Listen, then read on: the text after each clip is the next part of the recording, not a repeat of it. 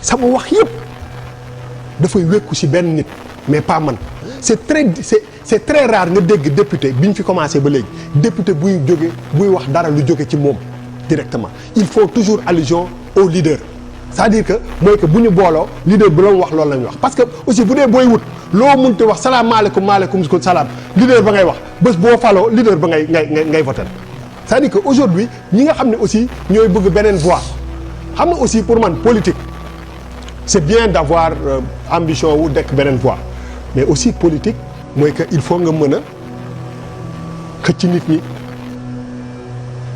mën nga am toutes les idées du monde te amuloo possibilité amuloo idée wu adhéré loo nit ñi ci sa ay munoo doo ma xaaral ma daaneel non bàyyi ma daaneel rek bàyyi ma dama ne tey jii nii moom wax nañ ko ñoom 10 ans la ñu am Pastef 10 ans ñu nekk ci pouvoir. non 2050.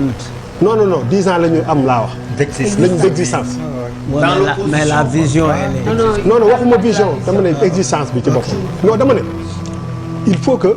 aussi ñi nga xam ne dañuy aspirer dugg ci politique ñu jàng nu ñuy massifier parce que loolu dafa bokk ci politique lan mooy attirer nit ñi.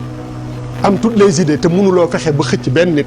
loolu aussi. waaw charismatique. waaw dafa bëri non dafa bëri ay. ba pare créatif. voilà créatif. parce que aussi politique non politique. balaa ñuy xam ne da nga ay mooy li nga xalaat. marchandise la booy jaay booy jaay bu fekkee ne amoo benn client te naan sama ceeb bi neex na te kenn ñëwul mos ko. c'est parce que li ngay wax dafa may fàttali.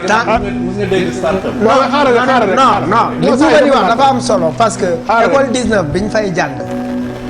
dañu amoon 5 maires yuy jaay thon mais thon wu Ndeye Diop la ñëpp doon def. non Malal. mais non Malal en fait fan laay waxee. non mais laisse-moi mon identité. parce que la stratégie. non mais dafa ne. mais Ndeye Diop da doon fël thon. Malal politique. non politique. ñëpp dem ci doo si dindee le principe de faire adhérer nit ñi à ce que tu fais. soo amul technique boobu. mooy que demal nga nekk un technocrate buy toog ci bureau de liggéey. je suis d'accord. massification dafa ànd ak politique soo amul technique boo mën a adhéré loo nit yi mooy que doo mën nga fi nekk di wax suba ba ngoon yaakaar ci jàkkaarloo bi de 10 minutes de kii pour xëcc nit yi mooy que tu te trompes tu te leurres nan waxante dëgg. moo tax les députés les aspirants ci fauteuil boobu dañ tête de liste yi dañ leen dañu nëbb seen discours. gisuñu leen. merci parce que tey jii nii. boo commencé Madani kan nu mu tudd Seydou Madani. Madana kan c'est-à-dire que xaaral rek ma expliquer. mais man laaj ma si Dakar. waaw mais damay wax globalement. xam nga tey jii nii DG Bassirou moom moo fi toogal kii ñu ngi si diggu campagne électorale et il n'est pas sur la liste. amul kenn ku nekk ci liste bi ko xam ne am na opportunité wax ak sénégalais. waaw parce que pour ça joxuñu yónnee wuñu kooku pour mu nekk ci biir diggu campagne ban su ma yónnee du ma yónnee un député. je suis d'accord. qui est sur la liste. tu envoies quelqu'un qui n'est même pas sur la liste pour défendre le député.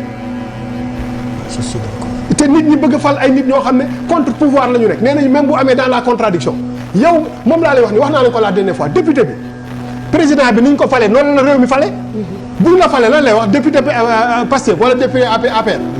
ngeen naan je suis le député du peuple je suis là pour le peuple et dans les actes que vous posez boo leen di wuti kii bi amul dara ñu ñuy wane seen bopp fàtte ngeen seen bopp fàtte ngeen ni seen i ambition dañu nekk ci jamono réseaux sociaux fii ku nekk am nga télé ñaata nit ñoo fi nekk macha allah. 8 personnes. ku nekk am nga télé ku nekk rek am nga télé lan la ah. contenu. non lan la njëkk a nekk caméra. lii du caméra amul son. ak lan diffusion. diffusion amul ay ñëpp mënuñu ko def. qu'est-ce qui lan moo tax le député sénégalais ne se vend pas c'est-à-dire que bés bu ñu et je pense que il y a une personne qui est un peu parvenue à faire ça et maintenant il est dans un parti politique il est un peu parvenu à faire ça c'est Guy Marius Sagna. mais Wa- que la wa- tendance, ils sont au pouvoir. Est-ce que c'est waaw mais moom lay wax ni mais non moom laa wax ni dama ne au début. au début Il était activiste. waaw waaw mais moom laa lay wax Non, faut pas waaw waaw mais non aussi. mais da ngeen wax ba terminer ba daaneel te kenn Il était d'accord. activiste. Déedéet, maam bu may wax maam. il était très dama wax lu leer dama ne la. même léegi. oui. le truc a changé dama ne la. c'est dama ne la vrai. il faut trouver loolu des. Bouba wax la il avait une identité. Voilà, il personnelle faut même. trouver. mais bi ñu non attendez bi rek amee ndax. attendez rek il faut trouver des idées. xam nga lu tax ñun nekkuñu fii di def émission mais ñun boo moytul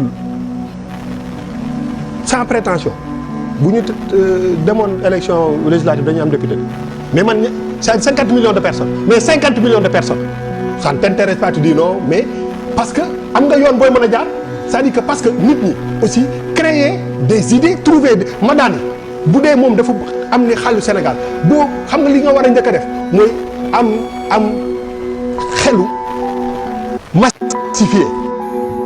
Bienvenue à tous pour une nouvelle chronique politique. Aujourd'hui, nous allons parler des propositions récentes de Bouba Ndour, qui a exprimé une opinion forte en rappelant que le député doit incarner son rôle. Cette déclaration intervient alors qu'Ousmane Sonko, actuel Premier ministre et tête de liste aux législatives du 17 novembre, fait campagne pour une assemblée plus représentative et engagée. Qu'est-ce que Bouba Ndour veut dire exactement, et pourquoi ces mots ont ils ont autant résonné? Nous allons explorer le contexte, les réactions et ce que cela signifie pour les futures législatives.